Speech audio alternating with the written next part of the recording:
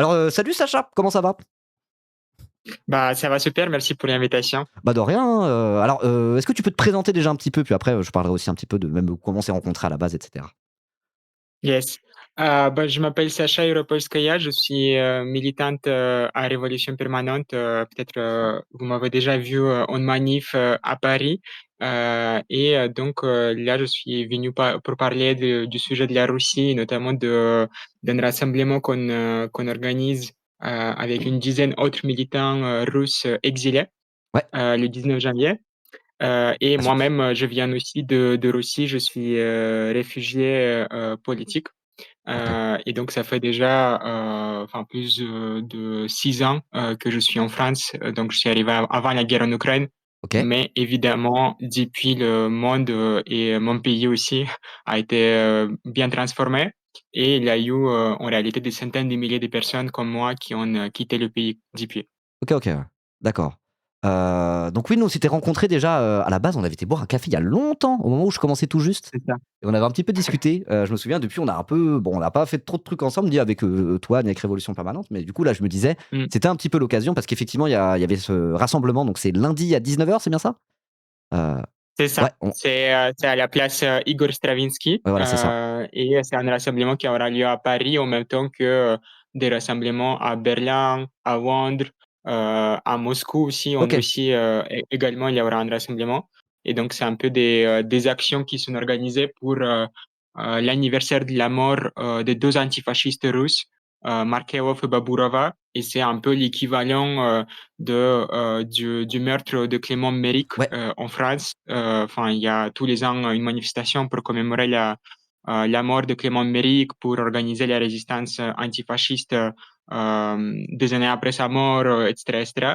Et donc, pareil, il y a une date comme ça qui existe en Russie et qui a gagné d'autant plus en importance ces dernières années OK. au vu des progressions, des avancées de l'extrême droite en Russie qui sont vraiment très, très importantes. OK, d'accord.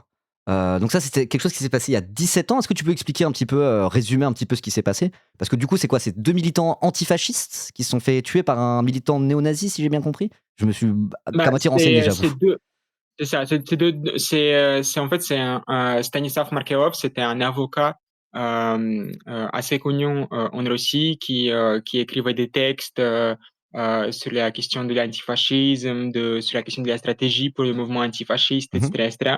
Et qui était connu aussi pour le fait de s'opposer aux grands patrons, aux grandes entreprises, de défendre des gens face à la répression, etc., etc.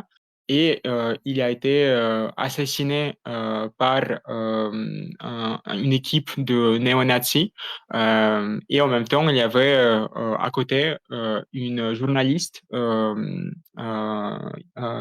Jania Baburova, qui est venue à la rescousse et qui a été aussi assassinée en même temps et qui était, enfin, pareil, assez connue en Russie. Elle travaillait dans le même journal qu'une autre journaliste très connue qui s'appelle Anna Politkovskaya, qui a été tuée au milieu des années 2000 OK. qui du coup joue un rôle dans le fait de, pareil, de couvrir les questions de la répression, de dénoncer des scandales impliquant des grands patrons en Russie, on quittait aussi sur la question de l'extrême droite, etc., etc. Et donc, tous les deux ont été tués par une équipe, un groupe de militants d'extrême droite. Et la spécificité, peut-être la différence avec le cas de Clément Méric, c'est que à l'époque et encore aujourd'hui, quasiment une grande partie des sphères d'extrême droite, elle a des liens avec l'administration du président et OK. donc avec directement le régime, le Kremlin, enfin le régime de Poutine. Et donc, c'est un peu la spécificité, c'est que, Mmh. en réalité, de quelque sorte, le régime de Poutine porte aussi une responsabilité, une complicité dans la mort de ces deux militants, quoi, enfin, avocats, journalistes, etc., Mmh. etc. Et là, on est 17 ans plus tard, mais malheureusement, ce qui est en train de se passer, c'est que, on attend beaucoup que, genre, depuis le début de la guerre en Ukraine, il y a une tentative du régime de Poutine de se donner des airs soi-disant antifascistes. Ils se prétendent à la fois anticoloniaux et antifascistes, Ouais. ce qui est complètement une aberration.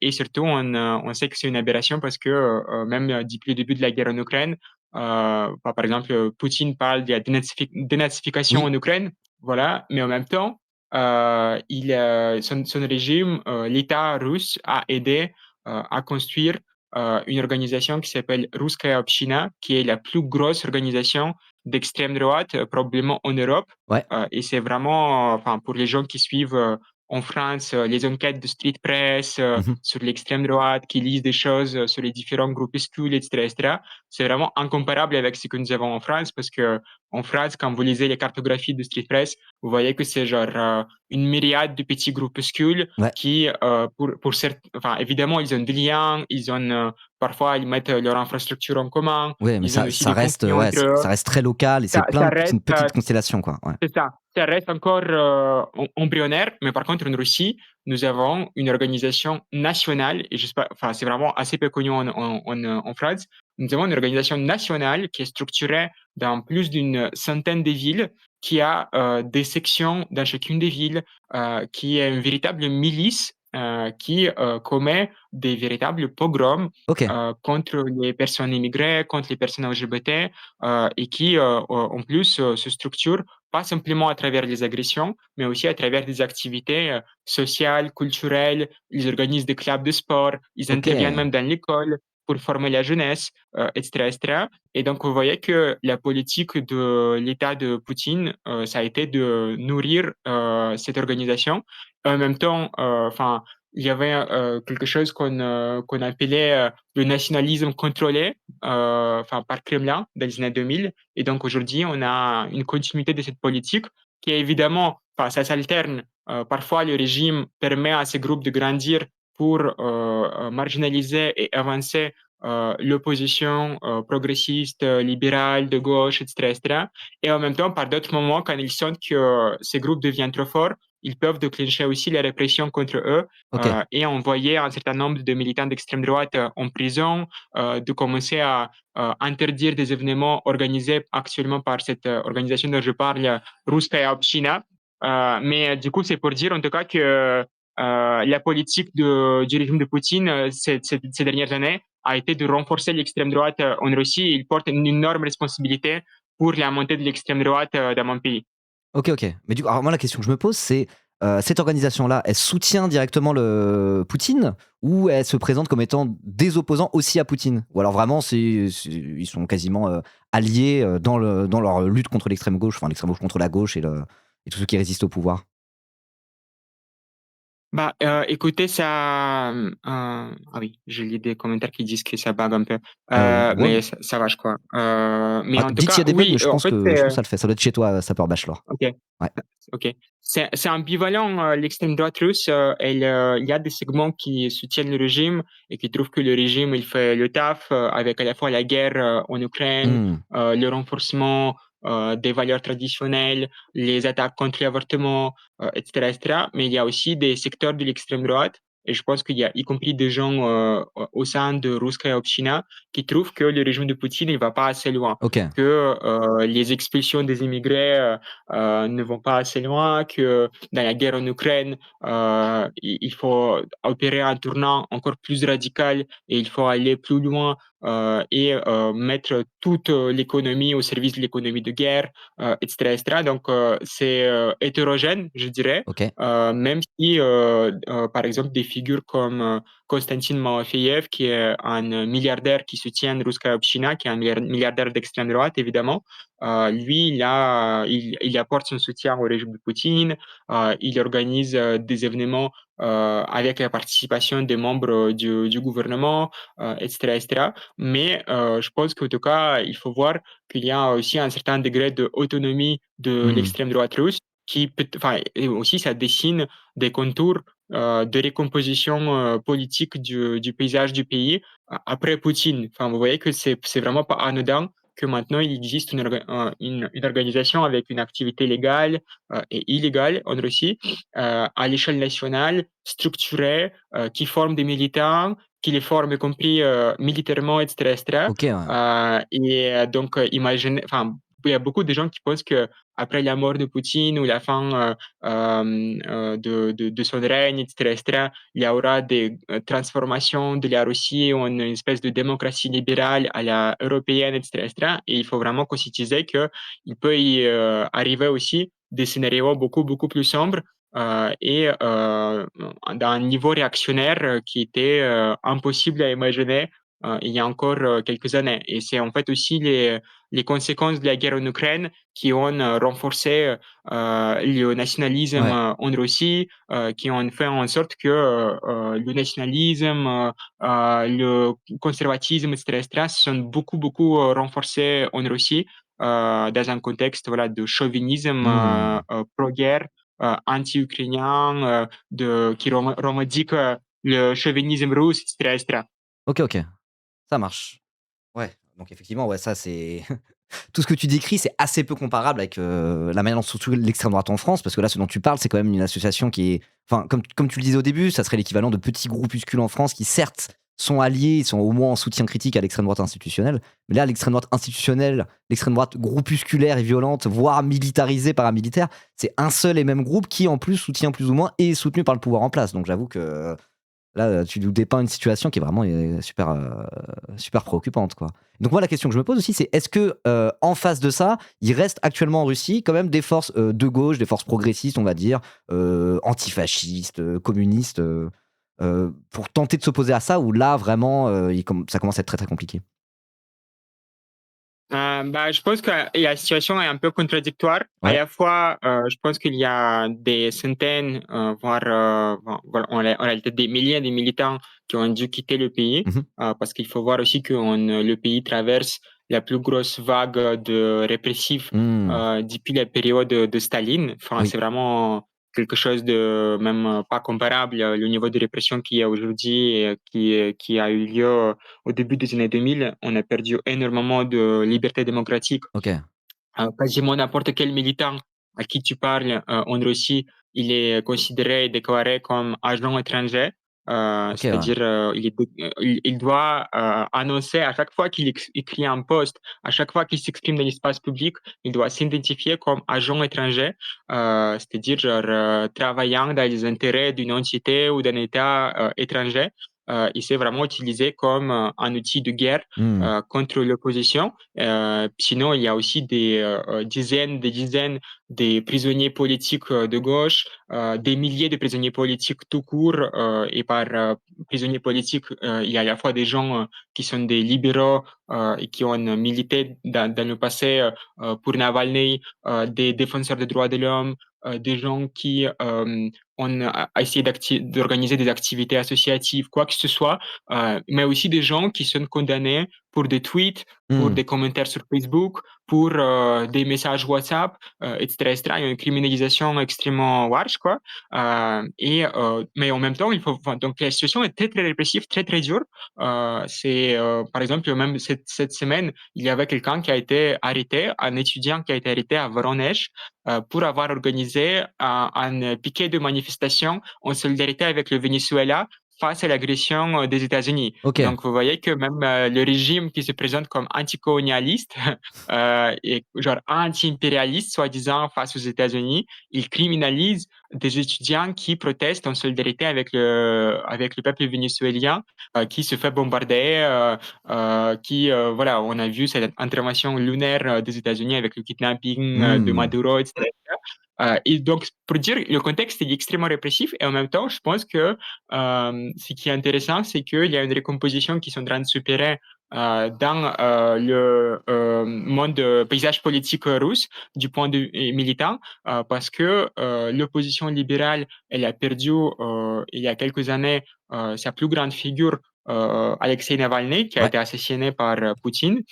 Et du coup, depuis, en réalité, l'opposition libérale, elle est à la fois orpheline de grandes figures qui pourraient l'unifier, mais aussi orpheline de projets politiques. Et ce qui fait qu'aujourd'hui, les différentes groupes, organisations libérales qui ont hégémonisé l'opposition russe pendant 20 ans ou plus, etc., etc., elles sont maintenant aussi dans un état d'affaiblissement extrême. Et donc, ça ouvre la voie à ce que les idées de gauche plus radicales, Ok, ouais. marxistes, anticapitalistes, elles émergent et elles commencent à gagner un plus grand écho.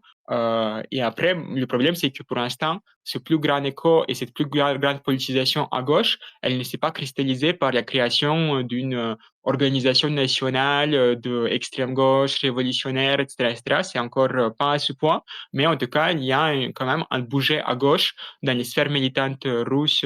Les anciens libéraux deviennent des gens, tu vois, aujourd'hui qui vont regarder avec sympathie la gauche à la fois réformiste comme D-Link, la France insoumise, Ouais, mais aussi même la gauche radicale révolutionnaire en Europe, comme ça peut être le cas de Révolution permanente en France, etc., etc. ok. Donc, tu vois, c'est grave intéressant parce qu'il y a des recompositions idéologiques qui sont en train de s'opérer. Il y a des gens qui organisent des cercles marxistes clandestins, des cercles marxistes en ligne. Il y a des chaînes qui se disent marxistes sur YouTube qui gagnent des dizaines de milliers d'abonnés. Ok. Et donc, je pense que c'est des phénomènes super intéressants. Et après, concrètement aussi, cette opposition plus de gauche, elle commence à se structurer autour de campagnes de solidarité avec les prisonniers politiques. Il y en a vraiment beaucoup de prisonniers politiques. Du coup, ça demande des campagnes politiques de solidarité, une logistique. Donc, pour concrètement organiser la solidarité avec ces prisonniers, leur envoyer des lettres, leur envoyer des colis, faire en sorte qu'il y a aussi une bataille judiciaire qui soit menée. Tout ça, ça demande beaucoup d'organisation. Et donc, il y a aussi autour de ces campagnes toute la gauche qui s'unit. Par exemple, il mène des campagnes pour la libération de Azat Miftakhov, qui est un militant, un prof de mathématiques à l'Université de Moscou, qui est incarcéré depuis plus de 7 ans. Pour Boris Kagarlitsky, qui est un sociologue marxiste qui est incarcéré aussi à l'heure Attends, actuelle. juste du coup, Pour, le prof de mathématiques, c'est pour quelle raison qu'il a été incarcéré? Parce que le sociologue marxiste, bah, bon, il il y y a a marxiste dedans, je peux comprendre, mais mathématiques, enfin, c'est juste qu'il a eu des positions politiques Bah, trop de gauche, quoi? il est accusé de lien avec l'anarchisme, il est Ok. accusé de préparer des activités contre l'État, enfin, c'est genre des choses absurdes. Enfin, même il y a un cas lunaire d'un militant marxiste qui s'appelle Hari Azarian, qui a été condamné, enfin, qui a été, pas condamné, mais qui a été arrêté, interpellé. Il a passé 7 mois en prison. Là, il a été libéré, comment on appelle ça, sous caution.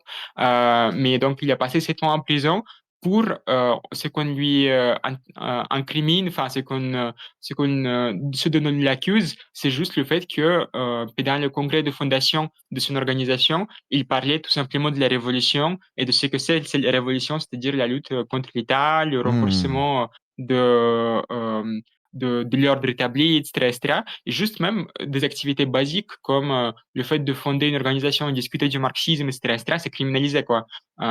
Donc, c'est pour dire l'ampleur de la répression, mais du coup, en tout cas, le milieu militant de gauche, il se structure beaucoup à travers la solidarité avec les prisonniers Ok. et il commence à y avoir de plus en plus de demandes à ce qu'il y a un nouveau projet politique qui se crée. Euh, Parce que du coup, il y a beaucoup de militants qui sont en exil. Ils commencent à organiser des camps d'été pour discuter de stratégie, pour discuter de comment on s'organise.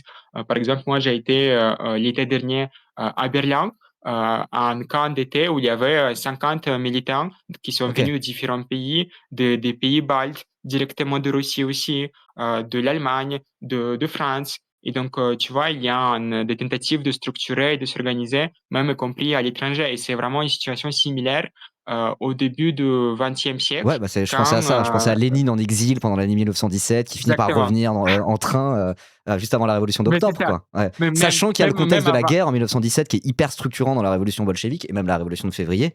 Donc là, je me dis, attends, il y a une c'est ça. guerre qui est un peu en train de s'enliser en Ukraine.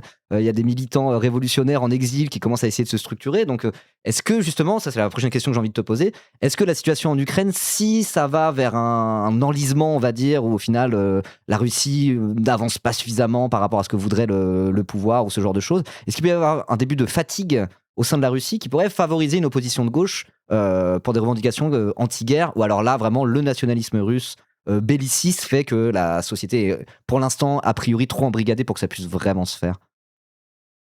Bah, écoute, c'est toujours complexe et contradictoire. Moi, je dirais que il y a aucun, pour moi, en tout cas, il y a aucun avenir qui est prédéterminé. Et donc, moi, je pense que serait un peu aventureux de faire des pronostics. Oui, Moi, je pense voilà. qu'il faut faire le constat que, oui, l'extrême droite, elle est extrêmement structurée, forte, que le nationalisme et le chauvinisme qui ont été promus par l'État, par le régime de Poutine, ils ont beaucoup, beaucoup avancé et ils ont une grande influence dans la société russe. En même temps, comme je disais, il y a de l'autre côté des phénomènes de recomposition idéologique, des nouvelles tentatives d'organiser les organisations de gauche militantes, politiques, etc., etc. Et en même temps, je pense que ce qui est intéressant cette dernière année, c'est un retour d'activité de grève Ok, et de mobilisation des mouvements ouvriers qui est notable. Par exemple, là, en décembre, il y avait une grève nationale des chauffeurs des taxis, des plateformes comme Uber, Yandex Taxi, etc., etc. Ils ont, par exemple, organisé une action de grève à l'échelle nationale, mais aussi dans les pays voisins comme Kazakhstan. ok. Et c'est grave intéressant parce que du coup, ça montre même compris des tentatives du mouvement ouvrier un peu à dépasser les frontières, même si voilà, on peut dire qu'il y a des limites, etc., etc., mais c'est en tout cas une initiative progressiste. Et pareil, il y a des phénomènes de grève, de protestation dans des différentes entreprises, et y compris c'est lié au fait que l'économie russe, elle est très épuisée par l'effort de guerre, Mhm. et y compris dans certaines usines d'automobiles, dans certaines même, y compris usines de l'industrie, etc., etc., on commence à ne pas pouvoir payer les salaires à temps. Ah Et oui. donc, ça provoque très vite une contestation parce que les gens, les travailleurs de ces industries, très souvent, ils ont sur leur dos une famille à nourrir, des crédits immobiliers à payer, Hmm. des crédits pour d'autres choses, etc., etc.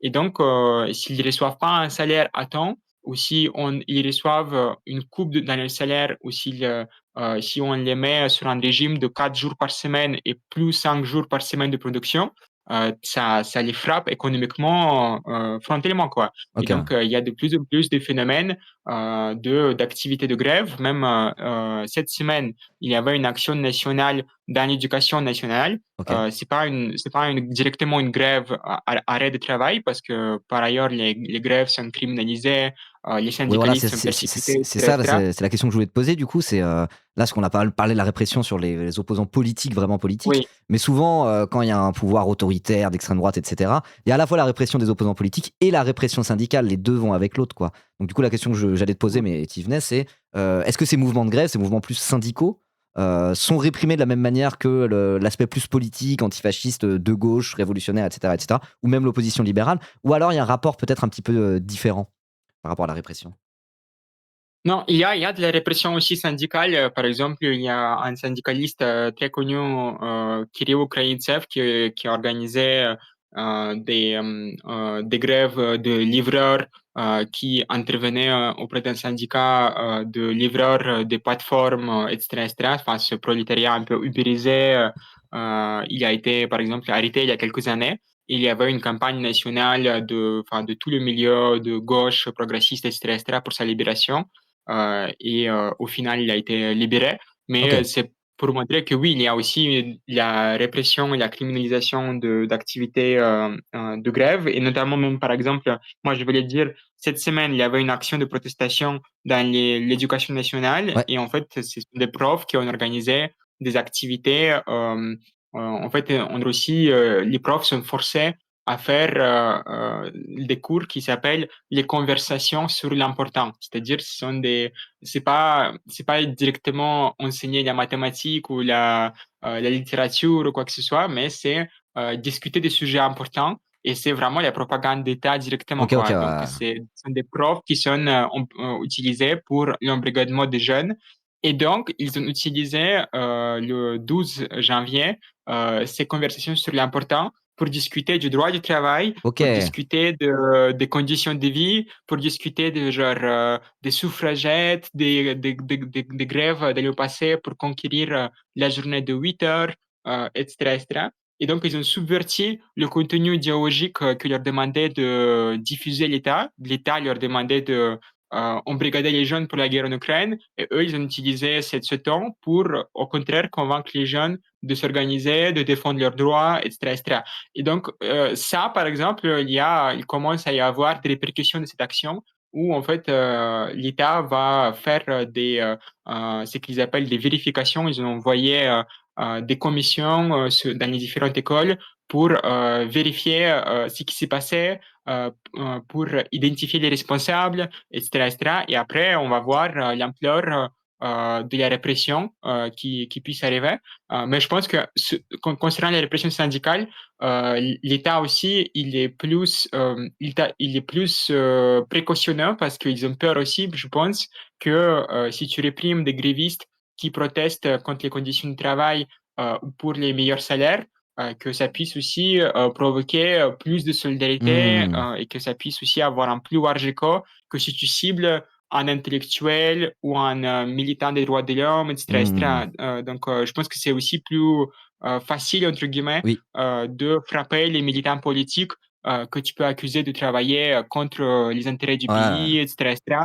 Quand il s'agit de travailleurs ordinaires qui, il y a encore quelques mois, pouvaient même voilà, être complètement indifférents à la situation dans le pays, mais qui, une fois qu'ils sont touchés économiquement, n'ont pas le choix que de se révolter parce que du Hmm. coup, leurs enfants auront faim, etc., etc., et ils ne pourront pas subvenir à leurs besoins. Là, c'est plus difficile à défendre cette répression-là, quoi. Hmm. Donc, voilà, c'est aussi, je pense, qu'une situation qui a des... Enfin, pour revenir à ce que tu disais, quelles sont les potentialités en Russie, je pense que en réalité, il n'y a rien de préécrit Hmm. et pour moi, il y a aussi des possibilités, y compris révolutionnaires en Russie, mais pour ça, il faut des militants, il faut des réseaux, il faut construire une organisation nationale et la différence, c'est que par rapport même à Lénine, tu vois, et à Hmm. l'époque du début du XXe siècle, c'est qu'au début du XXe siècle, on peut, je sais pas, même avoir des critiques. Enfin, il n'y a pas de souci. Du parti social-démocrate ouvrier russe, des bolcheviks, des mencheviks, etc., etc. Hmm. Mais à l'époque, pour moi, la gauche politique révolutionnaire, elle était infiniment plus organisée et structurée Hmm. que ce n'est le cas aujourd'hui, quoi. Et donc, je pense qu'il y a aussi la question de enfin, on a un adversaire extrêmement puissant. Pour moi, même le régime de Poutine aujourd'hui, il a un appareil policier répressif beaucoup plus développé que c'est que c'était le cas du régime tsariste parce que Ok, les ah ouais, technologies carrément. sont beaucoup plus avancées, ils sont beaucoup plus, enfin, c'est genre un appareil énorme, enfin, qui envoie aussi ses services de sécurité partout dans le monde, qui tue des gens à l'étranger même, etc., etc. Et donc, tu fais face à ça. Tu peux pas être isolé. Tu peux pas être Hmm. une myriade des individus peu organisés. Il faut quelque chose d'extrêmement solide. Et donc, c'est aussi ça, les discussions que je mène avec les militants exilés que je rencontre, avec des gens, etc., etc. Enfin, moi, je pense qu'on ne peut pas faire économie de construire l'organisation révolutionnaire en Russie parce que notre adversaire, il est extrêmement organisé. Il a son État, il a sa police, il a son armée, il a ses services secrets, sa police politique, etc., etc. Il a ses moyens de surveillance. Et donc, enfin, il faut être conséquent avec ça, quoi. Donc, c'est la même discussion qui se pose pour moi en France. Hmm. Enfin, il y a un adversaire de taille qui est l'État capitaliste, le gouvernement de Macron, le régime de 5e République, etc., etc. Mais pour moi, cette discussion, elle est encore plus urgente en Russie, Hmm. où le degré de bonapartisme, d'autoritarisme, etc., etc., il est beaucoup plus avancé Ouais, bah. et où en fait tu as peu de possibilités même aussi de mener l'activité politique légale et la situation est vraiment en réalité comparable même avec ce qu'ont pu vivre les Chiliens, les Hmm. Brésiliens, les Argentins quand ils vivaient sous des dictatures militaires. Hmm. Enfin, tu peux pas faire de la politique de façon légale, tu peux pas te présenter aux élections, tu peux pas faire de la presse librement. C'est genre un état de persécution politique Hmm. permanente, quoi. Donc, pour ça, il faut vraiment avoir une organisation conséquente pour pouvoir faire face à ça, quoi, et lutter pour un autre avenir, participer à des grèves ouvrières, participer à des mouvements de mobilisation et surtout, genre aussi combattre l'extrême droite qui du coup, 17 ans après la mort de Stanislav Markelov et Anastasia Boburova, etc., etc., elle est extrêmement développée, forte, etc., etc. OK, OK.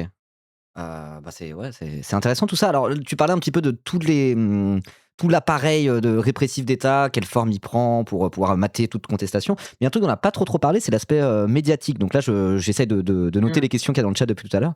Donc il y avait une question, qui disait: «Et niveau médias, ils ont quel niveau de censure? Est-ce qu'il y a des journalistes qui vont contre le sens du régime?» Il y avait une autre question, bah, que je pose en même temps parce que ça rejoint un petit peu.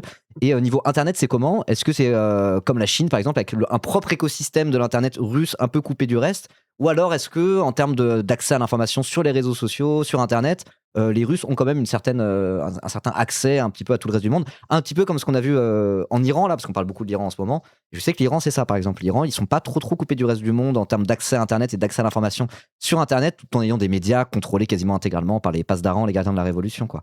Donc médiatiquement, c'est comment en Russie, quoi? Est-ce que vraiment il y a quand même une certaine liberté d'expression, relative dans certains médias, ou est-ce que tout est absolument contrôlé, par le régime de Poutine? Et niveau internet, pareil, est-ce que, il y a un accès à l'information, ou est-ce que Mmh. c'est totalement coupé, isolé du reste du monde? Mmh. Non, mais c'est une question super intéressante, très, très importante. Sur la question des médias, déjà, je pense qu'il faut noter que tous les médias d'opposition, véritablement, ils sont principalement à l'exil. Je pense Ouais. qu'il y a peut-être quelques journalistes individuels qui sont encore, sur le territoire de la Russie, mais sinon, enfin, tout le champ médiatique, il est, contrôlé, sous le contrôle, et ça rejoint aussi, même, la méthode, le mode opératoire, de Poutine depuis le début de son règne. Il a commencé son règne par les offensives contre les médias d'opposition comme, même, des chaînes qui pouvaient appartenir à des oligarques qu'il a pris sous Mmh. le contrôle de l'État, comme NTV, et cetera, et cetera. Et donc petit à petit, il a, réussi à appuyer un contrôle total à la fois sur la télévision et à partir des années 2010, de plus en plus sur, l'internet.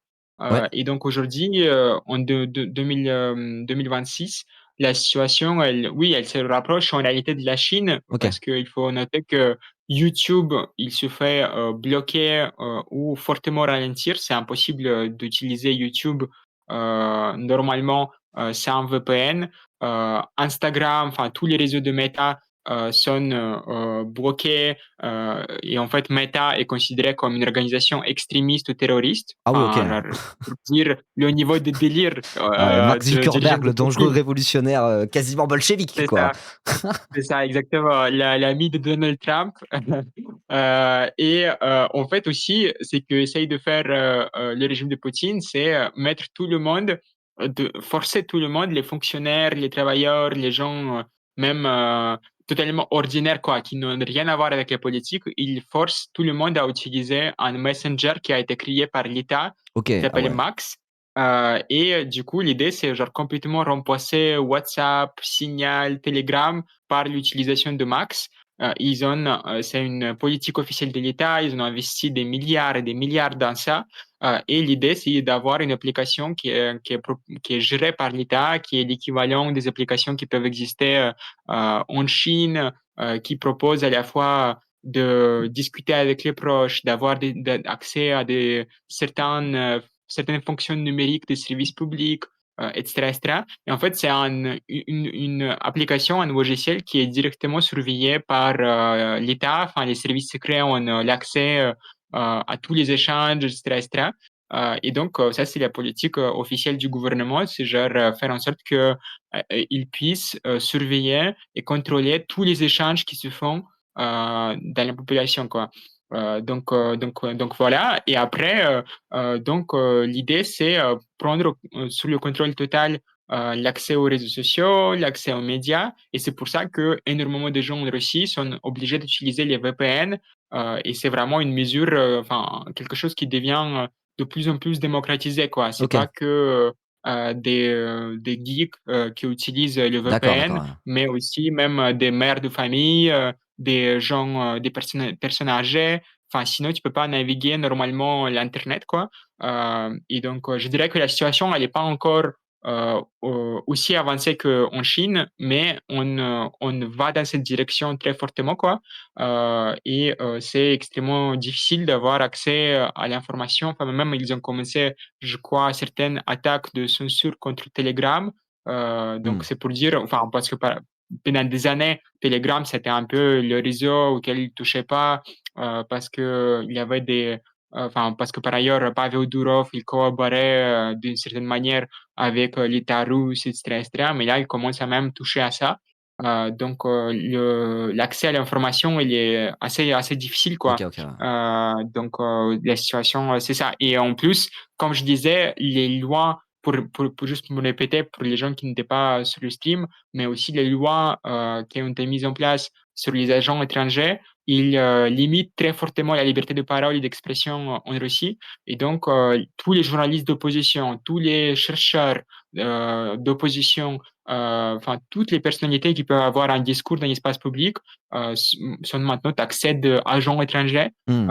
Et ils doivent accompagner. Imaginez le délire. C'est comme si Ribo, chaque stream, il commençait par une annonce.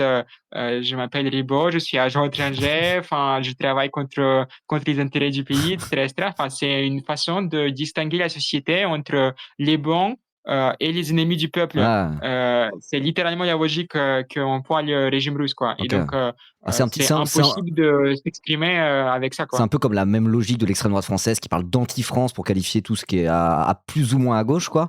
Bon, on va Mm. dire plus à gauche, plus c'est qualifié d'anti-France, quoi. Mais c'est la même logique nationaliste, quoi. C'est au lieu d'essayer d'expliquer en étant un petit peu sincère, c'est quoi le problème avec l'opposition politique. En fait, on s'encombre pas de la vérité. On dit ce sont des ennemis de la nation. Il faut faire bloc derrière la nation parce qu'on a une guerre à mener, etc., etc. Et c'est quelque chose qu'on voit déjà, ça fonctionne un petit peu en France parce qu'il y a une montée du nationalisme partout en Europe de l'Ouest, quoi, et partout en Occident en réalité. Mais du coup, ça donne, c'est juste peut-être qu'un tout petit aperçu de la situation en Russie où c'est ça, mais puissance 10, quoi. Mm. Ouais. Bah, c'est pour nous, je pense que enfin, ça doit servir vraiment d'alerte parce que en réalité, parce qu'en France, il peut y avoir un discours qui me agace fortement. Enfin, depuis que je suis arrivé en France, c'est opposer aussi la Russie autoritaire de Poutine ou par exemple la Hongrie de Viktor Orban Ouais, à l'Europe, quoi, et dire voilà, en Russie et en Hongrie.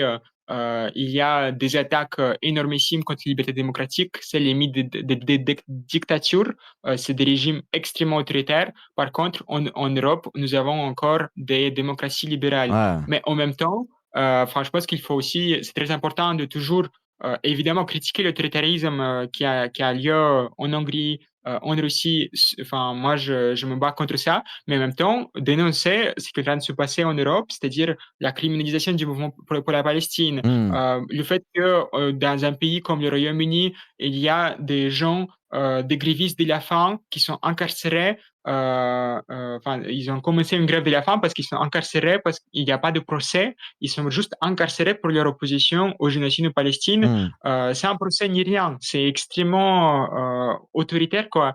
Au Royaume-Uni, on incarcère 1000 personnes qui sortent dans les rues, y compris la majorité des personnes âgées qui manifestent avec des pancartes je m'oppose au génocide en Palestine, je soutiens l'organisation qui a été déclarée comme terroriste extrémiste par le gouvernement Palestine Action. Donc ça, c'est l'état des démocraties libérales en Europe. Quoi. En Mm. France, nous attaquons l'organisation écologiste. L'État attaque l'organisation écologiste Soulèvement de la Terre. Ouais, il y a des Il dissout, dissolutions, ce genre de choses, quoi. il dissout Jeune Garde, il attaque Urgence Palestine, il incarcère Omar al-Sumi.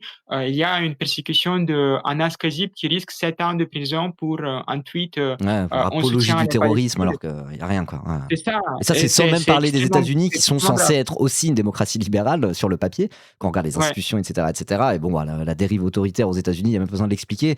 Voilà, c'est en mode les antifas sont des terroristes, ça a été déclaré officiellement par le président. Là, il y a toute la ICE qui ressemble à vraiment totalement. la Gestapo. Donc c'est vrai que c'est presque comme si la différence entre ce qu'on appelle nos démocraties libérales. Alors oui, effectivement, quand tu prends un pays comme la France, c'est quand même plus démocratique, il y a plus de liberté individuelle que la Russie ou la Hongrie, effectivement. Mais c'est peut-être plus une différence de degré que vraiment de nature, quoi. C'est-à-dire que la France, les États-Unis, le Royaume-Uni, n'importe quelle démocratie libérale pourrait très bien avoir un destin à la russe, à la hongroise, ou devenir un régime autoritaire par la suite, quoi. De manière progressive, quoi. Ça serait, il y a un déjà là fasciste en réalité dans nos démocraties occidentale, ce qu'on appelle nos démocraties libérales, qui fait que séparer les deux concrètement, c'est dans une forme d'opposition un peu absolue. C'est vrai que c'est pas si pertinent que ça. C'est un peu ce que tu es en train de dire, quoi. Oui, c'est un discours, enfin, faire cette opposition, c'est un discours un peu libéral classique. Hmm. Et moi, ce que j'aimerais souligner, c'est que, oui, en réalité, ce sont des régimes capitalistes qui mettent en place plus ou moins de mesures démocratiques. Hmm. Et ça dépend du degré du rapport de force que les régimes ont besoin de mettre pour faire passer leur politique austéritaire, antisociale, en défense du patronat, etc., etc. Et c'est évident que plus les tendances à la militarisation, au renforcement voilà, des tendances nationalistes, chauvinistes en Europe vont progresser, plus il y aura un renforcement des outils bonapartistes, autoritaires de Hmm. l'État. Et moi, je pense que la leçon des pays comme la Hongrie ou comme la Russie, elle est aussi dans le fait que tant qu'on a encore des libertés démocratiques, il est urgent de les défendre avec voilà, des fronts larges, unitaires, des organisations politiques, associatives et syndicales. Je pense qu'il faut défendre chaque organisation qui se fait réprimer. Il faut, genre, quand il y aura des procès cette année des militants pour la Palestine comme Olivier Zemmour, comme Omar Al-Soumi, comme Anas Kazib, il faudra qu'on soit des milliers devant les tribunaux. Il faut que ce soit des occasions de mener une large campagne contre ces attaques contre les libertés démocratiques. Et aussi, je pense qu'il faut, la leçon que moi, retire de la Russie, c'est que nous, on a perdu beaucoup d'années où on avait plus de liberté démocratique en Russie, à ne pas s'organiser, à ne pas construire aussi une organisation révolutionnaire. Et en réalité, c'était beaucoup de temps gâché parce que c'était le temps où on pouvait organiser plus d'activités publiques plus facilement, etc., etc. Et là, maintenant, c'est 10 fois plus difficile, quoi. Donc, c'est Hmm. aussi pour moi une leçon importante, quoi, qu'il faut bien profiter du temps qui nous reste encore et se battre par ailleurs contre les tournants autoritaires, contre la militarisation, dans une période où on a encore des libertés démocratiques, des possibilités d'organiser des rassemblements, des manifestations, etc., etc. Pour moi, c'est aussi, enfin, il y a une urgence à s'organiser et faire de la politique, quoi, le plus possible, parce que après, ce sera beaucoup, beaucoup plus difficile. Hmm. Et donc, je pense que pour le bilan de toute une génération de gens de mon âge qui commencent à s'approcher de 30 ans, etc., etc., c'est que nous, on ressent pour beaucoup qu'on n'a pas fait assez. Et après, quand tu as un événement historique qui commence comme la guerre en Ukraine, tu commences à réévaluer quasiment toutes les semaines de Hmm. ta vie passée. Enfin, qu'est-ce que j'ai fait? Est-ce que j'ai fait assez, etc., etc. Et donc, je pense qu'en tout cas, enfin, pour ne pas avoir de regrets, il est vraiment urgent de commencer à s'organiser, à se syndiquer, à rejoindre des organisations politiques, enfin, de préférence pour moi, en tout cas, révolutionnaires, etc., etc., Hmm. parce que c'est vraiment précieux le temps que nous avons. Et il faut vraiment construire, c'est vraiment une urgence, ne pas le faire demain, mais aujourd'hui, quoi, parce que après, ce sera beaucoup trop tard, quoi. Ok. Bah oui, je suis assez d'accord avec ça. Puis en plus, il y a vraiment cet aspect-là, quand on va dire les logiques de guerre en fait prennent le dessus sur tout le reste. Il y a un côté où on se dit bon bah la lutte pour les droits des travailleurs, etc. C'est le truc, c'est un peu le premier truc qui passe à la trappe. Et en fait, cette logique guerrière vient tout emporter sur son passage avec toute la couche de nationalisme et de propagande qui va se rajouter par-dessus. Et donc du coup, effectivement, on se dit c'est presque la- cet état de guerre, c'est presque le point à ne pas atteindre parce que c'est quasiment un point de non-retour après qu'on essaie de changer la société pour le droit des travailleurs, quoi. Donc c'est presque un peu comme si l'antidote à cette logique guerrière, c'était aussi ce qu'on ne peut plus faire quand la logique guerrière prend le dessus, quoi. Donc c'est vrai que c'est extrêmement frustrant et c'est important de le rappeler que effectivement, y compris en France, ce qu'on appelle pourtant une démocratie libérale, peut-être que nos jours sont comptés et qu'à un moment donné, ça va être beaucoup plus dur de militer, donc pas de temps à perdre, il faut s'activer tout de suite, quoi.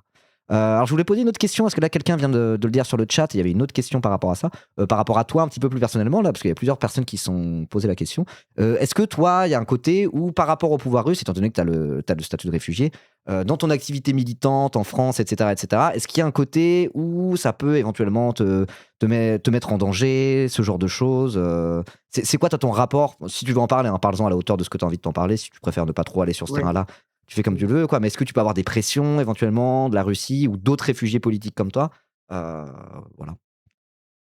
Bah, c'est toujours possible, c'est un peu, comment dire? C'est toujours le pari, de faire de la politique. Enfin, on fait toujours face à des risques de répression, plus ou Mmh. moins graves et surtout, dans le cas de la Russie, évidemment, il y a, aussi, un travail de l'État russe, que ce soit en termes de surveillance, en termes de, heu, persécution et poursuite, des opposants, enfin, comme, même, enfin, les différents meurtres qui ont été commis de militants ou des figures politiques, c'est l'expression de ça.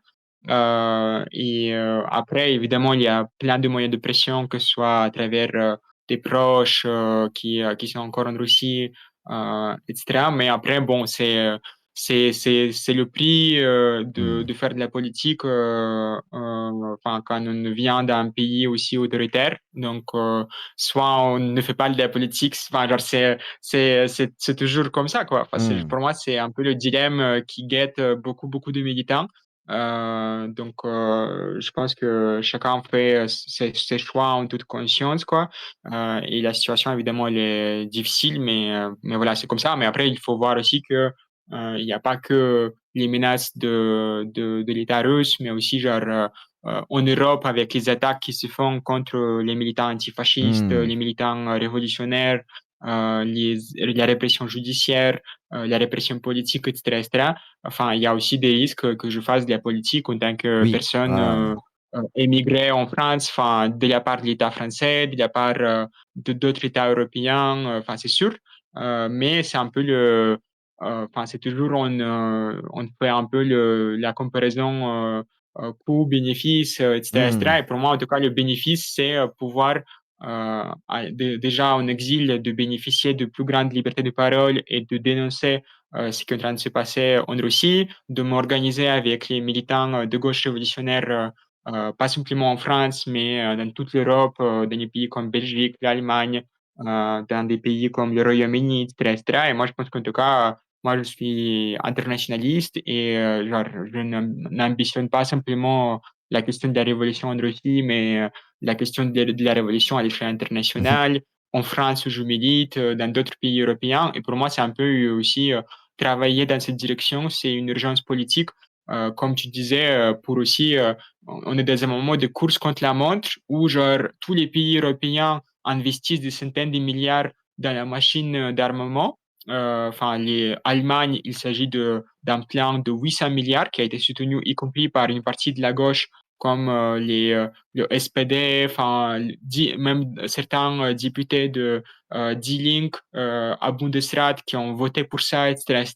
Et donc, dans ces conditions, construire une gauche, révolutionnaire, anti-impérialiste, antimilitariste, c'est vraiment pour moi la précondition, quoi. Parce que si tu compares, comme je disais, avec le début du XXe siècle, la gauche révolutionnaire russe était infiniment plus forte, la gauche révolutionnaire allemande était infiniment Ah. plus forte, même si la Seconde internationale après a trahi et a voté pour les crédits de guerre, etc., etc. Il y avait quand même une tradition politique beaucoup plus développée. Et aujourd'hui, on est vraiment orphelin de ça. Et tout ça, c'est la conséquence évidemment du recul du marxisme, de la chute de l'Union Mmh. soviétique, du triomphe du néolibéralisme, etc., etc. Mais les choses commencent à vite changer. Enfin, Oui. on commence à reparler de nouveau, d'un mouvement, pour la Palestine, qui est historique, dans toute l'Europe. On commence à parler de grèves, comme celle qui a eu lieu en Italie, où il y avait 3 millions de personnes, qui ont participé à la grève appelée par les dockers, contre le génocide en Palestine. C'est quelque chose voilà, des changements qui commencent à arriver, qui sont vraiment importants, historiques, où il y a une recomposition du mouvement Oui. ouvrier en Europe. Il y a un retour de grandes grèves, comme aussi celle au Portugal, où il y avait plusieurs millions de personnes qui ont Mmh. participé, alors que c'est Au un tout Royaume-Uni petit aussi, il y a eu des pays. beaux mouvements de grève ces dernières années, qui ont presque en tant que Français, Totalement. on a vu ça, on s'est dit: «Oh là là, ils font des plus grosses grèves que nous, les Britanniques», ça faisait un petit peu bizarre, mais c'est vrai qu'il y a ouais. Après c'est un Totalement. Et ça, ce sont des tendances extrêmement importantes qui mmh, montrent qu'on n'est pas obligé, enfin, on n'est pas, condamné, condamné, ouais. on n'est pas condamné, ce n'est pas une fatalité, de, juste voir le monde avancer vers, l'autoritarisme, la guerre, etc., etc., et qu'il peut y avoir aussi des débouchés, politiques, très importants, qui vont dans l'autre direction, quoi. Et donc pour moi, travailler et lutter pour cette perspective, pour moi, ça éclipse et ça dépasse sacrifices et tous les risques qui peuvent exister, Hmm. qui sont évidemment réels. Mais du coup, voilà, je pense il y a aussi beaucoup de militants qui sont dans ma situation, qui prennent d'autres risques, qui font d'autres sacrifices. Et c'est un peu, pour moi, c'est toujours ce que tu fais quand tu fais de la politique. C'est pareil. Il y avait des militants qui continuaient l'activité sous la dictature au Brésil, sous la dictature en Argentine. Ils continuaient à lutter contre l'État, alors il y avait des énormes risques pour leur famille, pour leur carrière, enfin, genre pour leur vie, etc., etc. Et ils le faisaient parce que c'était la seule chose qu'ils pouvaient envisager du point de vue politique, Hmm. moral, etc., etc. Et je pense que c'est un peu l'attitude qu'on devrait avoir aussi au XXIe siècle. Hmm. Mais c'est vrai que ça, c'est le genre de questions moi, que je me pose beaucoup. Parce qu'en plus, bah, même la fois, on avait été boire un café, c'était il y a longtemps, c'était il y a 2 3 ans. Je sais que c'est aussi de ça dont on avait parlé un petit peu. De se dire, bon, vu le temps qui nous est imparti, est-ce que se dire que la solution viendra des élections de la Ve République française, c'est vraiment là où il y a la manière la plus efficace de dépenser notre énergie, ou normalement, de toute façon, la montée du nationalisme, du fascisme va faire que, voilà, aux grands mots, les grands remèdes, il faut déjà se préparer à ça. Et bon, j'ai pas encore tout à fait cette réponse, hein, je pense que j'aurais jamais totalement répondu à cette question, moi, personnellement. Mais en tout cas, il y a une chose est sûre, c'est que, bon, qu'on supporte un parti, dans le contexte français, qu'on supporte un parti plutôt réformiste comme LFI, ou qu'on soit dans un parti révolutionnaire comme Révolution Permanente, il y a un truc qui met à peu près tout le monde d'accord, c'est justement le mouvement social, je trouve en tout cas moi, avec ces grands mouvements de grève et ces moments où il y a une espèce de sursaut de la population et il se passe un truc, quoi. Effectivement, ça se voit régulièrement en Europe, même quand la situation fait un petit peu peur. Et voilà, et je pensais aux États-Unis, même aux États-Unis, bon, c'est pas trop sur le mouvement ouvrier à proprement parler, mais même aux États-Unis, il y a une évolution où, en réponse à la montée du fascisme trumpien, moi je pense que le terme fascisme, il n'est pas galvaudé quand on parle de Trump, on voit que même le concept de socialisme, par exemple, ou de base aux États-Unis, c'est un truc qui est totalement, quasiment banni de la société, très peu de gens se déclarent socialistes, et là on voit que même dans la jeunesse américaine, qui est pourtant le grand temple du capitalisme, il y a une espèce de montée de cette envie de socialisme, de cette critique assez radicale au final qui vient de la jeunesse, une forme de radicalisation d'une partie de la gauche américaine, au fur et à mesure où le fascisme de Trump monte, quoi. Et ça, pareil, moi, c'est le genre de petit truc qui me donne un petit peu espoir, où je me dis que quand même, il y a quelque chose qui reste là, quoi. Il y a quelque chose qui reste là, il y a une possibilité, il y a un espoir, quoi. Et pour revenir à la Russie, justement, le problème, c'est que quand on atteint un stade comme celui de la Russie de Poutine, ultra répressive, guerrière, ultra nationaliste, et bah voilà, ces grands moments sont beaucoup plus difficiles à arriver. Mais d'un autre côté, quand tu vois l'Iran, c'est une dictature depuis 1979. Enfin, genre, la situation est dramatique, la Mm. répression est sanglante. Là, on parle de Mm. 3500 morts pendant les manifestations. Et même dans la situation iranienne, finalement, là, il y a une révolte qui peut-être pourrait aboutir à un moment donné à une révolution et à un changement de régime pour le meilleur pour les Iraniens, quoi. Donc, je sais pas, ça me fait dire que dans tous les cas, m- même quand tout est sombre, l'espoir est quand même permis, à condition, bien sûr, de l'organisation déjà, ou l'auto-organisation, et de se battre dans la bonne direction, quoi. Je sais pas ce que tu en Ouais, penses. je suis d'accord qu'il y a toujours des possibilités de arracher un autre avenir. Enfin, franchement, je partage cette idée et que même dans des périodes extrêmement sombres et réactionnaires, il faut voir toujours qu'il y a des contradictions qui existent Mm. et même un pouvoir qui semble avoir écrasé toute l'opposition. Il faut voir aussi qu'il garde des fragilités, qu'il garde des contradictions et que des choses peuvent toujours revenir à un stade explosif, révolutionnaire, etc., etc. Et la preuve même, c'est enfin, pour moi, même de l'histoire du XXe siècle en Russie, enfin, c'est Mmh. un régime qui a eu, un régime tsariste qui a eu deux révolutions en espace de 20 ans, quoi. Il y en a eu 3 même du coup, parce qu'il y a eu Il a 1905 et les 2 de 17 aussi? Oui, oui, Ouais, on peut dire que la révolution de février et d'octobre, on peut considérer aussi que c'est deux ouais, révolutions, bon après enfin, oui, pour c'est moi, du c'est deux détail. phases de la Ouais, même ouais, on est révolution, du d'accord, on même est d'accord. processus, mais on peut dire que c'est même trois. Mais en tout cas, c'est pour dire que genre, quand le régime tsariste, il semblait avoir écrasé la révolution de 1905, d'avoir condamné beaucoup de révolutionnaires à l'exil, etc., etc., ça a pris évidemment enfin, toute une décennie de récomposition de la classe ouvrière russe, etc., etc., mais elle a pu revenir à l'offensive aussi à la suite d'énormes sacrifices qui lui ont été infligés par la Première Guerre mondiale, etc., etc. Mais en tout cas, c'est pour dire que moi, je crois dans la possibilité d'un débouché révolutionnaire toujours. Et pour moi, il faut se préparer à ça. C'est extrêmement important de ne pas arriver à ces possibilités de débouchés, d'alternatives sans organisation, en étant juste un individu isolé, parce que c'est impossible de faire de la politique en tant qu'individu isolé, même si tu as une audience, même si tu peux avoir une certaine notoriété, il peut y avoir des gens qui t'écoutent, Oui, ça mais reste si tu médiatique, n'as c'est pas de pas, l'organisation, quoi. Ouais. ça reste trop superficiel et c'est pas la même chose qu'avoir une organisation qui est implantée, qui a une présence structurée sur le lieu de travail, d'études, etc., etc. Et c'est à partir de ça, je pense, à partir de cette force-là que tu peux faire de la politique à une échelle toute autre Hmm. et intervenir dans des processus qui impliquent des millions de personnes. Pour moi, c'est ça l'intérêt de voilà, construire une organisation révolutionnaire. Et juste pour finir, moi, je pense qu'on arrive un peu à la fin de la discussion, Ouais. mais j'invite Bon, vraiment non, tout le on peut monde encore prendre qui de 10-15 assiste. minutes, hein, si t'es dispo, on peut. J'ai encore Yes, quelques grave. questions. Mais juste pour Vas-y, dire que, en vas-y. tout cas, pour dire que moi, j'invite tout le monde vraiment chaleureusement à venir à des rassemblements qui vont s'organiser donc à Paris, à Berlin, s'il y a des gens qui écoutent depuis l'Allemagne, mais voilà, pour commémorer les morts de Markelov et de Baburava et pour voilà, commencer à aussi à aider la gauche russe en exil à se structurer plus, à construire des choses ici en Europe, etc., etc., parce que je pense qu'en tout cas, quand on voit qu'il y a des répressions de ce niveau, enfin des gens qui se retrouvent à reconstruire des choses en exil, etc., etc., on a aussi un peu un devoir depuis des pays comme la France, l'Allemagne, de renforcer, enfin de permettre de consolider ces efforts, parce que je pense qu'en tout cas, les choses vont changer considérablement si on réussit à reconstruire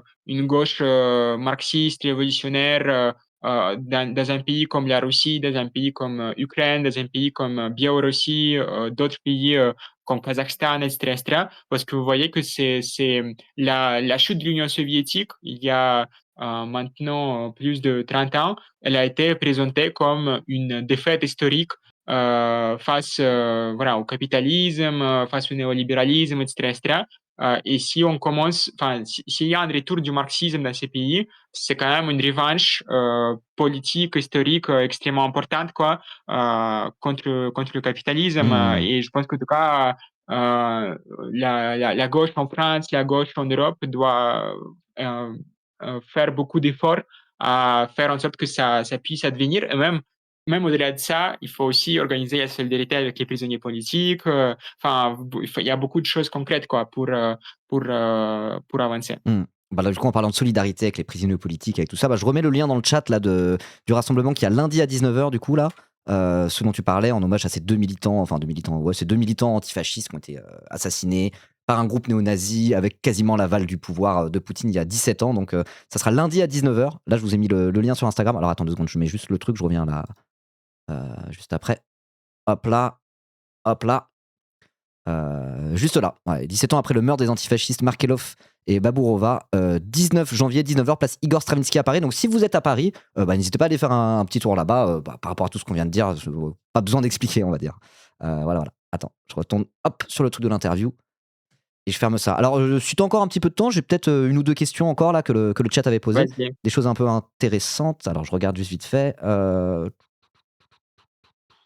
Ouais, il y a plusieurs personnes dans le chat qui ont demandé spécifiquement, parce on parle de répression en Russie, qui demandaient est-ce qu'on a déjà parlé de la répression spécifique des personnes LGBT en Russie. Parce que, évidemment, bon, c'est pas un secret, mais je le rappelle, il y a une idéologie extrêmement réactionnaire en Russie. Ça ressemble un petit peu à l'anti-wokisme en Occident, ce genre de choses. Et du coup, les personnes LGBT, en particulier, sont particulièrement en porte-à-faux par rapport à tout ce pouvoir autoritaire et réactionnaire, qui veulent se présenter presque comme un contre-modèle à l'Occident un peu dégénéré, avec des personnes LGBT woke partout. On avait vu pas mal à un moment donné, ça avait tourné des clips de propagande russe qui critiquaient l'Occident comme étant un pays de LGBT dégénéré. Donc, est-ce que tu peux nous parler un petit peu de cette répression spécifique par rapport au mouvement LGBT, au mouvement féministe et ce genre de force progressiste? Yes, c'est vrai que c'est un sujet important qu'on n'a pas vraiment abordé, mais oui, avec toutes les répressions qu'on y a en Russie, il y a aussi une répression spécifique qui vise les personnes LGBT, trans, les féministes aussi, etc., etc. Et tout a commencé avec la loi de 2013 contre la soi-disant propagande LGBT. C'est une loi qui a été passée soi-disant pour protéger les enfants qui criminalisait déjà à l'époque d'une certaine manière toute expression sur les questions LGBT qui a été déclarée comme de la propagande. Et cette loi a été renforcée ensuite à l'approche de la guerre en Ukraine. Et en fait, après le début de la guerre en Ukraine, il y a eu encore un renforcement des lois anti-LGBT. Il y a eu tous les droits trans qui ont été interdits de fait. Il y a eu depuis aussi beaucoup de maisons d'édition qui ont vu leurs livres censurés. Tous les livres qui touchent à la question de l'homosexualité, à la question des droits LGBT, etc., etc.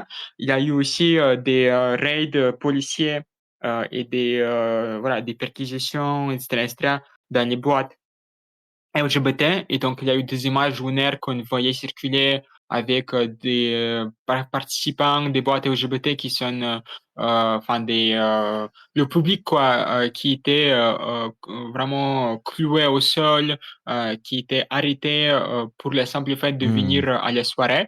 Maintenant, il y a aussi des prisonniers politiques LGBT qui sont incarcérés pour la seule raison qu'ils sont LGBT, quoi. Donc, Ok, c'est ouais, c'est même pas assez des lunaire. activistes, entre guillemets, c'est vraiment juste des personnes LGBT qui, pour ce qu'ils sont et rien d'autre, ont été incarcérés, quoi. Ah ouais. Extrême, ouais, exactement. Il y a des gens qui ont été incarcérés parce qu'ils ont fait un vlog en tant que couple LGBT, quoi, un couple homosexuel, etc., Ok, etc.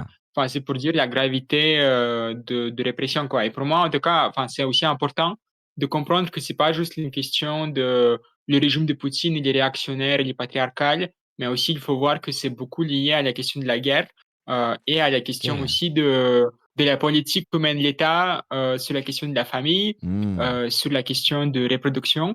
Parce que, par exemple, il faut voir que aussi la guerre en Ukraine, c'est une énorme boucherie. Enfin, qu'ils ont tué des centaines de milliers de personnes. Ils ont envoyé beaucoup, beaucoup de jeunes conscrits, des jeunes qui ont signé des contrats dans une boucherie de tranchées où, du coup, ils meurent par centaines tous les jours. Et donc, il faut voir aussi que c'est un coût énorme pour l'État en termes de force de travail. Il faut voir aussi que genre, il y a des perspectives sur le long terme, démographiques, économiques, qui sont pires pour la Russie. D'autant plus que aussi l'État russe, il mène une politique extrêmement xénophobe contre les immigrés, Oui. comme je disais, en lien avec l'extrême droite russe, avec donc les pogroms qui sont tolérés contre les personnes immigrées, contre les Ouais. De travailleurs immigrés. toute façon, Et si je dis pas de donc, tu bêtises, le vois, principe d'un pogrom, c'est justement que le pouvoir ferme les yeux et les tolère, quoi. Sans ça, on c'est n'utilise pas ça, trop le terme de pogrom, ouais. c'est ça exactement. Et donc, c'est pour dire en tout cas que ce qui se passe, c'est que aussi pour moi, il faut voir que les attaques contre les personnes LGBT sont liées à cette politique-là, Ok, quoi. ouais. Enfin, d'un côté, l'État perd des centaines de milliers d'hommes au front. Ça veut dire que sur le long terme, ça va provoquer encore moins de naissances. Et par ailleurs, c'est très dur de se projeter, de concevoir un enfant dans un pays qui est Hmm. déchiré par la guerre, Oui, tu bah ouais. vois. Donc, il y a moins de naissances, il y a beaucoup de morts à la guerre. Et donc, ce que tu fais pour pouvoir répondre à ça, à ce problème-là, c'est que tu attaques aussi les gens qui ne souhaitent pas participer au projet de famille traditionnelle, Hmm. qui ne souhaitent pas fonder une famille hétérosexuelle avec des enfants, etc., etc. Et que du coup, tu attaques les personnes trans qui transitionnent et qui vont pas se reproduire de façon classique à travers une famille Hmm. hétérosexuelle, nucléaire, etc., etc., tout ce que tu veux. Tu attaques les personnes, enfin, des hommes homosexuels, des femmes lesbiennes, etc., etc., et donc les bisexuels. Et donc, c'est un peu ça que opère le gouvernement russe. Et en plus, il attaque aussi les droits reproductifs. Il attaque les droits à la Ouais, contraception, ok. l'accès à la contraception. Il attaque aussi le droit à l'avortement à travers le fait de rendre l'accès de plus en plus compliqué à la fois dans les hôpitaux publics, mais aussi dans les cliniques privées.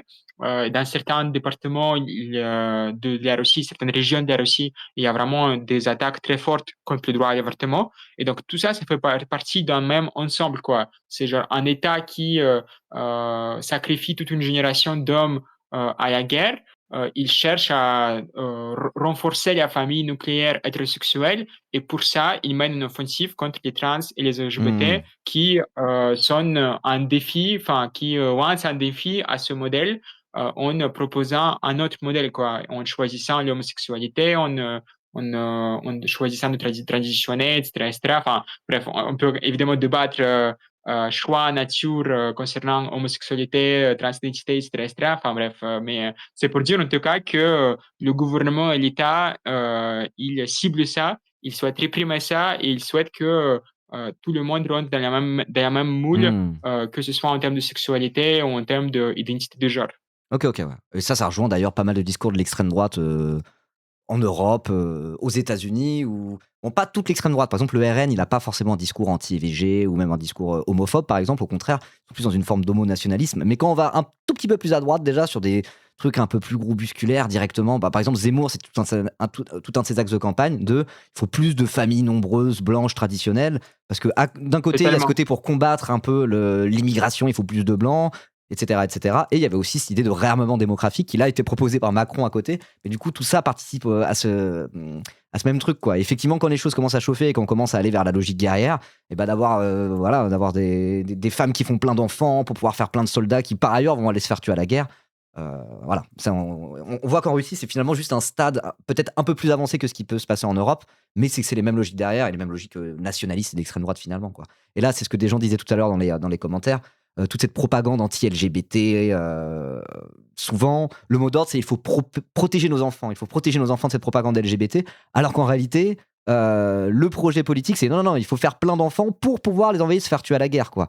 Donc, il n'y a aucune logique de protéger les enfants, quoi, parce que on veut que des gens naissent pour qu'ils aillent mourir sur le front, et à côté de ça, ils avancent un agenda de protéger les enfants pour en vérité s'en prendre aux LGBT. Donc, on voit bien là toute l'hypocrisie du truc et dans quel logiciel ça s'inscrit, et c'est vraiment assez atroce, quoi. Alors, est-ce que j'avais une autre question, peut-être une dernière question? Ah ouais, ça c'était assez intéressant. Il y a quelqu'un qui demandait est-ce qu'il y a des prétendants à la succession de Poutine? Est-ce que c'est quelque chose qui est évoqué publiquement? Et plus largement, est-ce que la situation pourrait pas changer en Russie à la mort de Poutine, qui est quand même bah, l'homme fort de la Russie depuis très très longtemps? Est-ce qu'il a effectivement un héritier? Est-ce que c'est pas à ce moment-là qu'il pourrait peut-être y avoir un moment de bascule? Un peu de la même manière, je ne sais pas si l'analogie est très très pertinente, mais que par exemple toute la phase staliniste de l'URSS, bon, bah, ça n'a pas trop bougé Mhm. avant la mort de Staline, et après Staline, il y a eu Khrouchtchev, et là, il y a eu la déstalinisation, quoi. Est-ce qu'on pourrait imaginer un scénario un petit peu proche à la mort de Poutine, ou alors vraiment il a déjà une succession prête, ou alors tout un camp politique qui est déjà préparé à l'après-Poutine?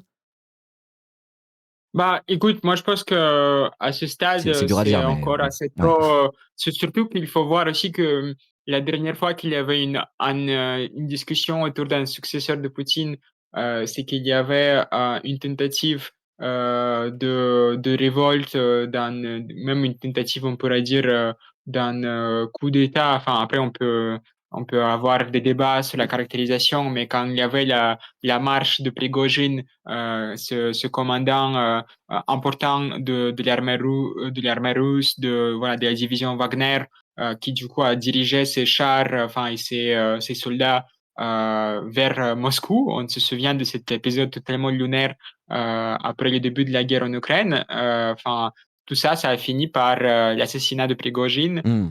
et donc un peu la couverture de discussions sur le fait qu'il y aurait une alternative possible au sein de régime, etc., etc. Enfin, je pense qu'en tout cas, on a vu ces dernières années des figures comme Navalny, comme Prigojine, être assassinés par le régime.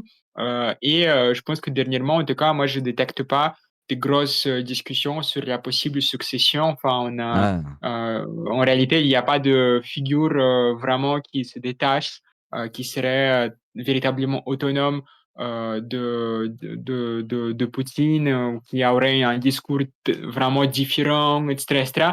Enfin, je pense qu'en tout cas, pour moi, l'alternative qui se profile, c'est le fait que voilà, l'extrême droite, comme je disais, avec cette milice nationale, Ruskaya Община, elle a beaucoup avancé, elle s'est beaucoup structurée. Il y a des figures d'extrême droite russe comme le milliardaire Konstantin Malafeev qui du coup soutient Ruskaya Община, qui organise des forums d'extrême droite, etc., etc.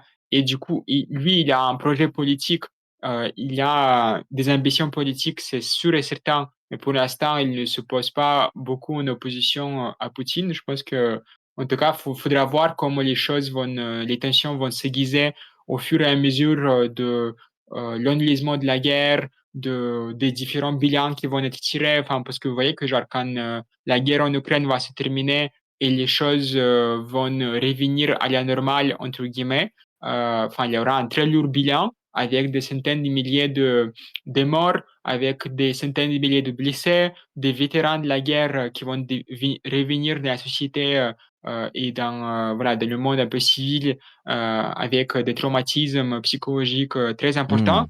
Enfin, en fait, il faut voir aussi que voilà, la société russe, elle va être touchée par les séquelles de la guerre en Ukraine encore pendant des années, etc., etc. Et donc, tout ça, ce sera important un peu de la recomposition politique qui va Hmm. s'opérer. Mais pour l'instant, je pense que c'est encore prématuré de discuter de genre succession. Enfin, ce serait un peu une discussion politiciste, tu vois. Ok, Mais pour ouais. moi, le principal candidat à la succession, c'est des forces encore plus Ok, ok. réactionnaires et à droite, comme l'Organisation nationale Ruskaya Община, tu vois. Ok. Pour moi, c'est ça les perspectives. Après, faut voir aussi quel rôle pourra jouer dans cette sombre avenir de la Russie, une gauche militante, syndicale, politique, etc., etc. Mais encore, je pense que c'est encore trop tôt de Ok, poser la ok, ouais. discussion jusqu'au bout avec des pronostics précis, quoi. Ouais, non, c'est sûr, d'accord. Après, moi, il me semble que j'avais lu quelques trucs aussi sur la Russie où, dans l'armée, et notamment il y a des généraux d'armée, etc., qui sont limite encore plus bellicistes, encore plus va en guerre que la position officielle de Poutine, et que eux-mêmes pousseraient pour vraiment une logique guerrière encore plus avancée, quoi. Est-ce que ces militaires-là, cette tendance dans l'armée russe, elle est proche de l'organisation dont tu parles, l'organisation d'extrême droite, ou c'est des trucs assez différents? Est-ce que tu as un peu un truc à dire par rapport à ça, ou pas? Bah, enfin, il y a des ailes comme ça, à la fois au sein du régime, au sein de l'extrême droite russe, etc., etc. Et donc, il faut voir quelle influence elles pourront conquérir dans les années à venir, etc., etc. Mais pour l'instant, enfin, il n'y a pas il y a pas comme je disais, il n'y a pas véritablement de figure qui se Hmm. détache, qui serait aussi radicale dans ses critiques que Prigozhin à l'époque. Prigozhin, pour moi, c'était un peu une figure très importante, quoi, parce qu'il y avait son infrastructure militaire avec la division Wagner, Mhm. il avait un prestige en tant que commandant militaire, il comment dire, il sortait partout dans son uniforme militaire, il parlait avec un langage de quelqu'un, enfin, limite, avec un verbiage, avec un langage comment dire, utilisé dans les prisons. Enfin, il y avait Ok, une ouais. forme, une présence extrêmement forte, quoi. Il devenait une figure qui commençait à faire des réunions politiques. Enfin, il se construisait véritablement comme une aile alternative du régime de Poutine, plus réactionnaire, plus radical, etc., etc. Là, il n'y a pas de quelque chose d'équivalent, quoi. Depuis qu'il a été tué, je vois personne occuper ce même rôle, jouer ce même rôle, etc., etc. Donc, faudra voir comment. Mais ce que tu dis, c'est totalement juste. Enfin, il y a dans les milieux des commentateurs de guerre, des journalistes militaires, des gens qui sont suivis beaucoup sur des réseaux comme Telegram, etc., etc. Il y a des voix critiques, mais il faut voir aussi que, enfin, tous ces gens, je pense qu'ils voient ce qui arrive à Prigogine et ils osent pas aller beaucoup Ouais. plus loin, quoi. Ils savent qu'ils n'ont pas ils ont pas les cartes, ils n'ont pas les forces, etc., etc. Et du coup, tu vois, depuis la mort de Prigogine, le truc de Wagner a été beaucoup mis sous le contrôle de l'État. Enfin, on est dans une autre période, quoi. Donc, Ok, ok, ouais. je pense que faut qu'on attende encore des mois, enfin, pour voir un peu une véritable recomposition politique s'opérer et voir quelqu'un émerger. Enfin, je pense qu'il y a aussi actuellement, enfin, ce qui se passe sur le front, c'est OK, il y a une guerre de position qui avance pas à un rythme fou, mais quand même, il y a eu aussi des avancées militaires, Hmm. même si elles sont lentes de la Russie. Ils ont réussi à évincer les forces de l'Ukraine de la région de Kursk. Évidemment, il y a des fortes attaques de l'Ukraine contre les infrastructures énergétiques russes mais en tout cas sur le champ genre de l'Est de l'Ukraine, il y a des avancées territoriales des forces de l'armée russe, etc., etc. Et tout ça, ça fait que aussi, pour l'instant, oui, le régime de Poutine, il peut avoir des difficultés de contre-réaction importantes, mais pour l'instant, il n'y a pas encore de crise énorme qui pourrait permettre qu'il y ait une aile du régime ou une aile de l'extrême droite russe qui commence à taper fort contre Poutine en l'accusant d'avoir perdu la guerre, etc., etc. Ok, ok, Mais ouais. moi, je pense que c'est quelque chose qui peut tout à fait émerger, mais pour l'instant, on n'est pas encore à ce stade-là. Enfin, il y a des gens qui expriment des critiques, mais pas à un niveau où genre ils ne font que ça et ils martèlent Ok, et ok, ils ouais. attaquent de façon extrêmement radicale, quoi. Mais du coup, voilà. Mais du coup, je pense que, en tout cas, enfin, faut voir que voilà, il y a la crise du régime de Poutine et un potentiel, je sais pas, échec militaire ou genre même les conséquences de la fin de la guerre, ça peut avoir des débouchés comme progressistes, comme réactionnaires. Ouais, Donc c'est la question de genre qui va réussir à capitaliser sur ça.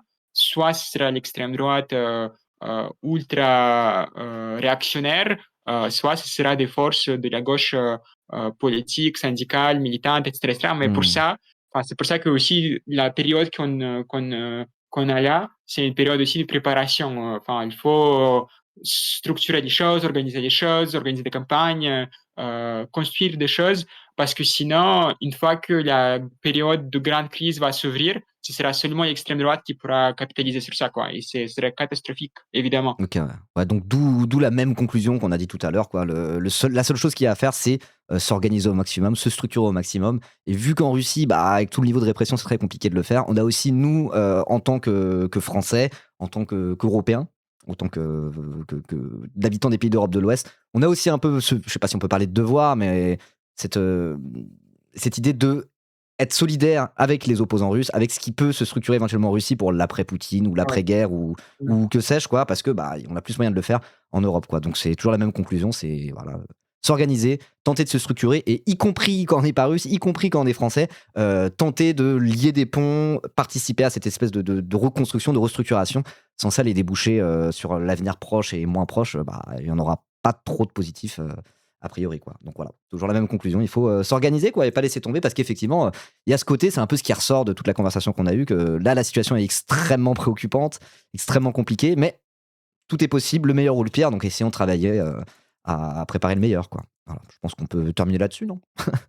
Je sais pas ce que t'en penses. Si t'as Yes, totalement. un mot pour terminer ou quelque chose à dire, n'hésite pas. Bah, juste pour redire, le 19 janvier, Ouais, venez nombreux au rassemblement à je Paris. remets le lien dans le chat. Et après, oui, pour dire que, enfin, moi, en tout cas, oui, je partage ce qu'a dit Ribo. Enfin, moi, je suis, comme je disais, je suis internationaliste. Et moi, je pense qu'en tout cas, on doit œuvrer au travail commun entre les révolutionnaires, les militants marxistes, les militants du mouvement ouvrier, à la fois en Russie, en Ukraine, dans les pays post-soviétiques, dans les pays en Europe, et que cette solidarité, elle est extrêmement importante. Même on voit que l'Europe de l'Est, elle n'est pas condamnée à juste des régimes réactionnaires et l'autoritarisme. On a pu voir des mouvements extrêmement importants arriver en Serbie. On Mhm. a vu des mouvements extrêmement importants arriver en Bulgarie. Il y a eu même une chute du gouvernement en Bulgarie, etc., etc. Et donc, on sait aussi que voilà, l'Europe de l'Est et les pays post-soviétiques, ça peut être aussi un terrain de lutte de Ouais. classe. Et donc, enfin, je pense que c'est vraiment important que nous, on ne considère pas que genre, c'est impossible à surmonter les choses, etc., etc. Enfin, il faut se préparer à la possibilité du retour de lutte de classe, du retour des processus révolutionnaires. Mais enfin, ça demande des années de travail politique, de structuration et tout. Mhm. Donc, c'est à ça que je travaille avec Révolution Permanente, avec notre international courant Révolution Permanente qui est présent dans 14 pays. On a eu même une conférence internationale en décembre au Brésil, et c'était une conférence présidentielle avec une centaine de délégués. Et il y avait même d'autres organisations nouvelles qui ont participé, de Corée du Sud, de Belgique, de l'État espagnol, du Canada. Donc c'est pour ça que je pense que c'est, enfin, alors, moi, ça m'a grave enthousiasmé parce que je me suis dit, maintenant, on a une possibilité même de commencer un travail en Asie via nos camarades alliés avec qui on discute de Corée du Sud, qui ont commencé à se rapprocher avec nous. On a un travail initial, mais qui commence au Royaume-Uni, etc., etc. Et c'est vraiment passionnant parce qu'on voit que voilà, le capitalisme, c'est un système mondial, qu'on a des tendances internationales au renforcement de l'extrême droite, qu'on a des tendances internationales à la militarisation, que Donald Trump et les États-Unis, ils se limitent pas à la question du Venezuela, ils attaquent aussi, ils veulent intervenir militairement, y compris dans des pays comme l'Iran, ils veulent intervenir aussi en Asie, etc., etc. Hmm. Et, enfin, vous voyez qu'il y a une urgence à s'organiser au-delà des frontières contre l'impérialisme. Et donc, voilà, n'hésitez pas, si vous êtes intéressé par ce travail, de suivre ce qu'on fait avec RP Révolution Permanente. Enfin, il y a quelqu'un qui demandait comment on nous rejoint. Oui, Vous pouvez voilà, tout simplement cliquer j'allais sur finir là-dessus, mais parfait. rejoignez-nous. Enfin, il y a une rubrique, enfin, un bouton sur notre site et vous pouvez cliquer, remplir un formulaire et commencer à discuter avec nos camarades. Oui. De manière générale, pour rejoindre ce genre, ou se rapprocher ou rejoindre ce genre d'organisation, c'est toujours à peu près la même méthode. Il suffit de trouver un contact. Généralement, quand on envoie un mail, un message, n'importe quoi en disant bonjour, j'aimerais m'investir dans votre organisation. Généralement, le militant en face, il répond parce que c'est littéralement le but, quoi. C'est d'essayer aussi C'est de ça. grossir et de s'organiser en étant le plus nombreux possible. Donc, généralement, si vous savez pas trop à qui demander, vous savez pas trop comment ça se passe pour rejoindre une orga ou ce genre de choses, envoyer un mail à peu près n'importe qui, a priori, ça devrait déboucher sur quelque chose, quoi, parce que c'est un peu le but, quoi. Voilà. Donc, je vous mets en tout cas le lien du site de Révolution Permanente. Je pense que la plupart des gens connaissent Révolution Permanente, hein. Notamment parce qu'il y a un travail médiatique qui est fait par Révolution Permanente sur Internet. On est quand même dans la gauche Internet un peu ici, qui est assez massif en réalité, hein. Donc voilà, les gens connaissent déjà assez bien RP. Anas Kazib, c'est une figure qui est très très identifiée sur l'internet de gauche. Donc je ne referai Oui. pas tout le topo. En tout cas, voilà, si ça vous intéresse, n'hésitez pas à aller sur le site. Vous rapprochez de militants et de manière générale, ça c'est plus moi qui le dis. Moi, typiquement, j'étais proche de Lutte ouvrière pendant longtemps. Alors, j'ai jamais rejoint Lutte ouvrière. Mais même si vous hésitez, vous dites, je sais pas, est-ce que je vais vraiment rejoindre une orga, etc., etc., allez boire un café avec un militant communiste révolutionnaire ou même avec un militant tout court si vous ne l'avez jamais fait et que vous hésitez, vous savez pas. Dans tous les cas, aller boire un coup avec des militants, c'est toujours une bonne idée de manière générale. Ça aide à se mettre en action, ça aide à se politiser, même si à la fin, vous rejoignez pas une orga. C'est jamais inutile de le faire, donc allez-y. Ça, n'hésitez pas, allez-y. C'est toujours des bons moments et ça aide à se structurer, à se mettre en action et c'est vraiment hyper important, quoi. Voilà. Donc ça, c'était le petit mot de la fin que je voulais faire parce que moi, je sais que ça a vraiment changé ma vie de militant et mon rapport à la politique. Au début, j'étais un peu tout seul dans mon coin, je me renseignais, c'était intéressant. Et après, le fait de vraiment même sans rejoindre une orga, juste le fait de fréquenter des milieux militants, parler avec des militants, vraiment ça a tout changé, hein. Il y a eu un avant-après, donc n'hésitez pas à faire de même, c'est peut-être ça le plus important au final, quoi. Je sais pas ce que tu en penses.